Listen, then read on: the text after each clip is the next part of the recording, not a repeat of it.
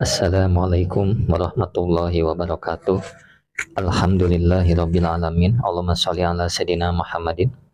Teman dan sahabat semuanya yang dimuliakan oleh Allah Subhanahu wa taala, kita melanjutkan kajian kita di dalam kitab Fathul Mu'in, sudah masuk ke dalam pembahasan salat jenazah. Bismillahirrahmanirrahim. Qala al-musannifu rahimallahu taala nafa'nallahu bihi wa bi ulumihi fi darin amin. Faslun ay hada faslun, adapun ini ialah sebuah fasal. Fisolati alal mayiti, di dalam salat alal mayit, atas jenazah. Salat jenazah. Wa syuri'at, dan disyariatkan apa salat jenazah bil Madinah, di kota Madinah. Artinya setelah hijrah ya. Jadi salat jenazah disyariatkan di kota Madinah. Wakila, dan dikatakan hiya, adapun salat jenazah min khosso'isi hadhil ummah, ialah termasuk kekhususan umat ini, umat Islam ya. Jadi suatu kebanggaan, rahmat dari Allah Subhanahu wa taala dengan adanya salat jenazah ya. Seakan-akan Allah memberikan rahmat kepada kita semua agar ada kesempatan si mayit ini diampuni melalui perantara orang yang melakukan salat jenazah. Karena isinya salat jenazah adalah ampunan. Orang yang sholat itu memohonkan ampun kepada Allah untuk si mayit, seperti itu. Baik tata caranya maupun takbirnya itu hanya khusus untuk umat Nabi Muhammad SAW. Sholatul maiti, adapun sholat mayit atau sholat jenazah, ay al maiti al muslimi, artinya adalah mayit yang muslim. Jadi terkhusus mayit yang muslim ya, bukan mayit orang kafir. Ghairi syahidi, bukan orang yang mati syahid. Jadi kalau orang yang mati syahid tidak perlu disolatkan, tidak perlu dimandikan. Sholatul maiti, adapun sholat jenazah, fardu kifayatin, ialah fardu kifayah. Jadi hukum mensolati jenazah adalah fardu kifayah. Ketika suatu kampung, suatu desa, suatu tempat hanya satu atau dua orang yang melakukan sholat jenazah, maka gugur semua kewajibannya. Tetapi kalau seandainya semua kampung orang-orang itu tidak melakukan sholat jenazah atau mengurusi jenazah, maka semua mendapatkan dosa. Lil ijma, karena kesepakatan, wal akhbar, dan khabar. Artinya karena memang ada kesepakatan para ulama dan beberapa hadis yang menjelaskan, yang menyampaikan tentang hukum sholat jenazah atau sholat jenazah ini. Jadi saya ulang ya, sholat jenazah adalah fardu kifayah berdasarkan ijma dan beberapa hadis, maksudnya seperti itu. Kagoslihi, seperti memandikan mayit, walau gorikon, sekalipun ada apa mayit itu tenggelam. Lianna, kita lanjut ya, lianna, karena sesungguhnya kita ma'muruna, ialah diperintahkan bigoslihi, dengan memandikan mayit, fala yaskutu, maka tidak gugur al-fardu, apa kefarduan, anna, dari kami, illa bifi'lina, kecuali dengan perbuatan kami, wa in syahadana, sekalipun menyaksikan siapa kami, al-malaikata, kepada malaikat, tagsiluhu, yang memandikan siapa malaikathu, kepada mayit. Jadi gini ya, sholat jenazah seperti memandikannya mayit walaupun dia mati tenggelam. Tenggelam kan artinya dia di air, sudah bersih lah. Maka tetap saja mayit ini harus dimandikan. Kecuali lain halnya ketika masih di tempat itu, di tempat tenggelam, ada orang yang niat memandikan si mayit, langsung dimandikan. Tetapi tenggelamnya itu bukan termasuk memandikan, maka ketika diangkat si mayit, dibawa pulang ke rumah, harus dimandikan lagi, seperti itu. Lianna ma'muruna, artinya karena kami ini diperintahkan dengan memandikan mayit. Fala yaskutu, dan tidak gugur kefarduan dari kami, maksudnya kecuali dengan pekerjaan kami, artinya pekerjaan orang-orang muslim. Jadi tidak gugur kefarduan kecuali apa yang kami lakukan, seperti itu. Artinya orang muslim lakukan. Sekalipun walau syahadana, sekalipun para orang muslim itu menyaksikan kepada malaikat yang memang malaikat tersebut memandikan mayit. Jadi ada misalkan seseorang ini punya karomah melihat jenazah dimandikan oleh malaikat, maka tetap saja wajib pada kita semua sebagai orang muslim memandikannya walaupun telah melihat atau menyaksikan malaikat sedang memandikan atau telah memandikan. Seperti itu ya.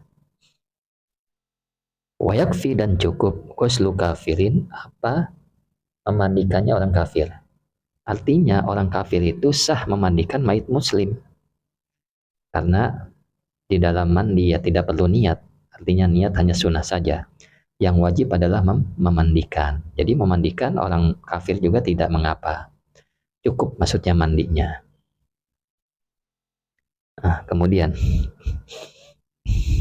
wayasulu dan hasil aqalluhu apa minimalnya memandikan bitakmimi badanihi dengan meratakan badannya mayit bilma'i dengan air marrotan dengan satu kali. Jadi telah tercapai paling sedikitnya memandikan adalah dengan meratakan badannya mayit dengan air sekali saja. Nggak apa-apa. Itu sudah cukup maksudnya. Hatta sampai kepada sesuatu tahta kulfah yang di bawah kulfah artinya lepitan orang yang tidak sunat ya. Kulfatil aklaf di bawah lepitan orang yang belum sunat atau yang tidak sunat alal asoh atas kaul yang asoh. Sobiyan ialah anak kecil karena yang ada al-aklafu orang yang tidak sunat au baligon atau ialah orang balik. Artinya baik orang itu sudah balik atau anak kecil ketika memang ia tidak sunat atau belum sunat atas kaul yang asoh maka harus dibersihkan. Jadi ada pendapat muqabilnya ada muqabil kaul asoh ya tidak perlu dibersihkan. Cuman atas kaul yang asoh dia harus dibersihkan. Kehati-hatian kita ya harus dibersihkan. Kemudian qala al-Ubadi berkata Imam Al-Ubad apa katanya wa ba'dul Hanafiyati dan berkata juga sebagian ulama Hanafiyah la yajibu maka tidak wajib ghusluma memandikan sesuatu tahtaha yang di bawahnya ulfah. Jadi Imam Al-Ubadi dan sebagian ulama pengikut mazhab Hanafi berkata tidak wajib membasuh bagian bawah kuluf seperti itu ya.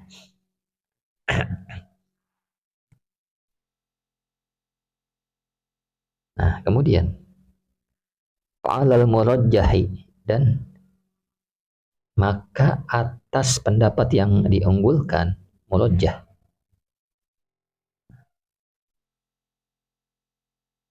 Saya ulang ya, ini bacanya murajjih ya. Fa'alal murajjih maka atas pendapat yang unggul law ta'adzara seandainya sulit, seandainya ujur ghusluma membasuh perkara tahtal kulfah yang ada di bawah kuluf bi annaha karena sungguhnya kuluf la tataqallasu ialah tidak bisa menyusut ya kulfah illa bijurhin kecuali dengan melukai yu'ammu maka ditayamumi amma atas perkara tahtaha yang di bawahnya kuluf kama sebagaimana perkara qalahu yang berkata pada syaihuna siapa guru kami wa aqarrahu dan menetapkan kepadanya goiruhu siapa ulama yang lainnya. Jadi saya bahas ini ya. Atas pendapat yang unggul, menurut pendapat yang diunggulkan, apabila terasa sulit atau uzur ya, membasuh bagian kulit di bawah kuluf, dengan sebab bahwa kulufnya tidak akan bisa terbuka kecuali dengan melukai, kecuali dengan melukai ya.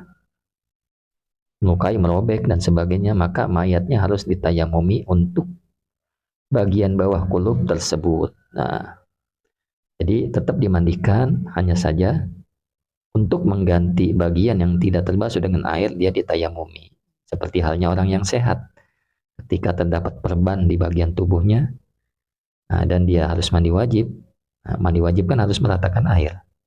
Ketika memang ada bagian tubuhnya yang diperban, maka tetap ia mandi dan anggota yang diperbannya adalah ditayamumi. Sama seperti ini. Jadi kulufnya tidak bisa dibuka kecuali dengan melukai, jangan dilukai.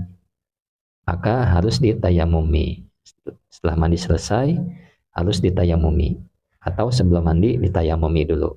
Jadi dua-duanya boleh, tidak perlu tertib. Tidak wajib tertib maksudnya.